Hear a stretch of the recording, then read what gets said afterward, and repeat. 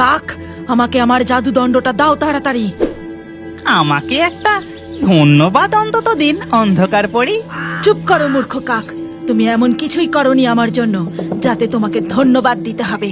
আমি সুযোগ বুঝে নিজেই নিজের ব্যবস্থা করে নিতে পারতাম। এবার চলো এখান থেকে। তারপর তারা এগিয়ে গিয়ে দেখে নীলপরি একটি বাটিতে ঔষধি তৈরি করছে।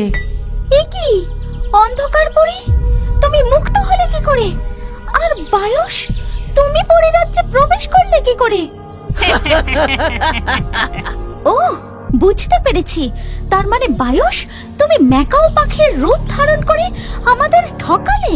আর অন্ধকার পরি, তুমি গুরুমায়ের তাজ মাথায় ধারণ করেছো কেন? কারণ গুরুমায়ের পর এই তাজ আমারই প্রাপ্য। তোমার স্পর্ধা দেখে আমি অবাক হয়ে যাচ্ছি। এই নীলপরি, তুই বড্ড কথা বলছিস। এই কথা বলেই অন্ধকার পরি তার জাদুদণ্ড দিয়ে নীলপরীকে আঘাত করতেই নীলপরি ছিটকে গিয়ে বাগানে পড়ে। তারপর সেখানে অন্ধকার পরি ও বায়স এসে পৌঁছায়। তুমি দেখলে কাক, এই তাজ মাথায় পড়ার পর আমার শক্তি কত বেড়ে গেছে। হ্যাঁ, তাই তো দেখছি। এবার আপনাকে আর কেউ পরাজিত করতে পারবে না। আপনিই হবেন এই পরিরাজ্যের রানী। এই স্বপ্ন দেখা বন্ধ করো অন্ধকার পরি, তুমি অন্যায়ের মাত্রা ছাড়িয়ে যাচ্ছ। তোমরা আমার আর কিছুই করতে পারবে না। এবার শুধু ওই কমল কলিকে আমায় খুঁজে বার করতে হবে। তারপর তাকে আমার মনের মতো করে অন্ধকার শক্তির বিদ্যাধরী করে তুলবো। আর সে যখন 5 বছর বয়সে পূর্ণ শক্তি লাভ করবে, সেই শক্তি কাজে লাগাবো আমি। তোমার সেই আশা কখনোই পূরণ হবে না। আমি এক্ষুনি সমস্ত কথা রানী পরীকে জানিয়ে দেব। ঠিক সেই মুহূর্তেই অন্ধকার পরী তার জাদুদণ্ড দিয়ে নীলপরীকে নিজের বশে করে নেয়।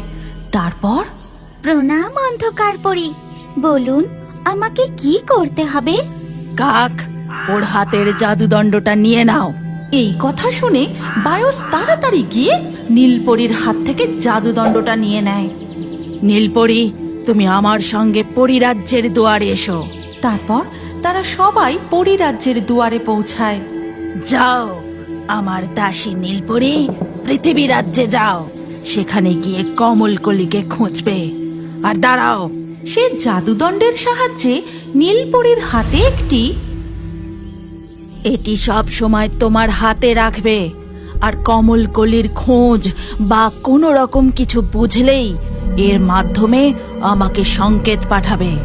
যথাজ্ঞা অন্ধকার পরী, তাহলে এখন আমি আসি। অন্ধকার পরি, আমি বরং নীলপরির পিছু পিছু যাই, দেখি ও সব কাজ ঠিকঠাক করছে কিনা। একদম চুপ মূর্খ কাক, তোমাকে যেটুকু করতে বলবো শুধু সেইটুকুই করবে, বুঝেছো? আমাকে বায়স বললে আমি একটু বেশি খুশি হই। এদিকে ততক্ষণে নীলপরি পৃথিবী রাজ্যে এসে পৌঁছায়। আমার প্রভু অন্ধকার পরীর আদেশ মতো আমাকে কমলকলিকে খুঁজে বার করতেই হবে। তার জন্য আমাকে এই পরীর রূপ ছেড়ে পৃথিবীর সাধারণ মানুষের রূপ নিতে হবে। এই কথা বলে নীলপরি এক ফেরিওয়ালার বেশ ধারণ করে। তারপর সে পুতুল বিক্রেতার রূপ নিয়ে পৃথিবী রাজ্যে কমলকলিকে খুঁজতে থাকে। এই গল্পের পরবর্তী পর্ব যদি তুমি দেখতে চাও, তাহলে কমেন্টে নেক্সট পার্ট অবশ্যই লিখো। আর আমাদের রিও বার্ডস ফেসবুক পেজটি এক্ষুনি ফলো করে নাও। এই গল্পটি ভালো লাগলে লাইক করে শেয়ার করে দাও।